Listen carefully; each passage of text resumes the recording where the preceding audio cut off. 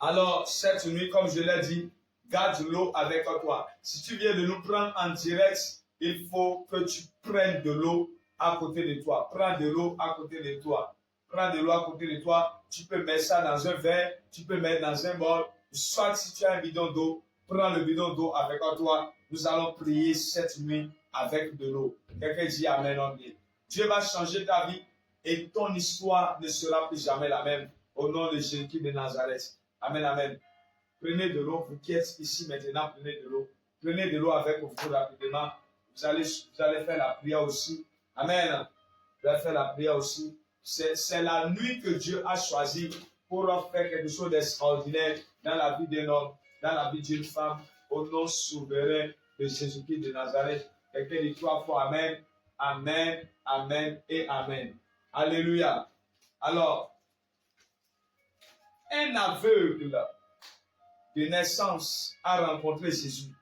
Et lorsqu'il a rencontré Jésus, Jésus a pris la salive et il a mis sur la terre. Il a fait ce qu'on appelle une boue, une forme de boue qu'il a posée sur les yeux de l'aveugle.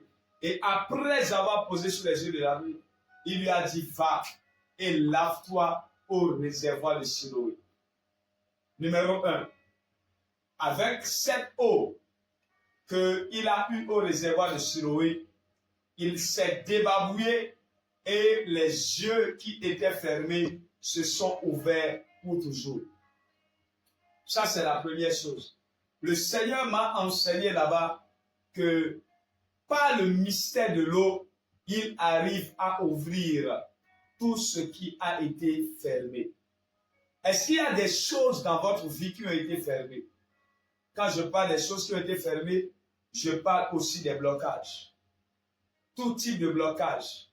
Des choses qui devaient rester ouvertes, mais qui sont fermées. As-tu une entreprise que tu as été obligé de fermer? Qu'est-ce qui est fermé dans ta vie? Une porte est-elle fermée devant toi et tu n'arrives pas à avancer?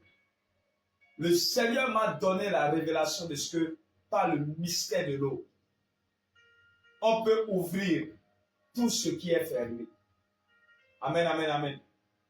La deuxième chose qu'il m'a enseigné, c'est le mariage de ce jeune homme à Canaan. Ce jeune homme qui a organisé son mariage et qui a invité les gens. Et ils sont venus. Et quand les gens sont venus, il s'est fait que le vin qu'il avait préparé pour recevoir ses invités, le vin est terminé. Et le vin est terminé au moment où les personnes de valeur ont commencé à venir à ce festin.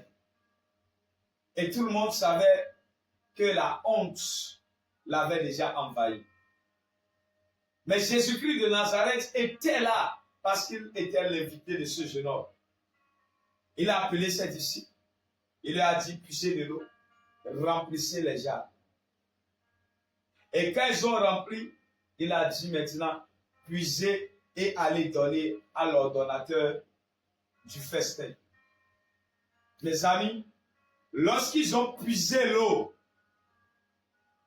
l'eau n'était plus l'eau. L'eau était devenue le vin. Mystère. Et lorsqu'on a apporté chez l'ordonnateur, il a dit, les gens servent d'abord le bon vin et après le moins bon. Mais comment se fait-il que vous avez d'abord servi le moins bon et vous servez maintenant le bon? Il était étonné, il était dépassé. Deuxième mystère que Dieu m'a enseigné là-bas, il m'a dit l'eau brise la honte. L'eau brise la honte. Nous allons prier avec l'eau cette nuit et toute forme de honte dans ta vie va s'arrêter au nom de Jésus-Christ de Nazareth. Alors,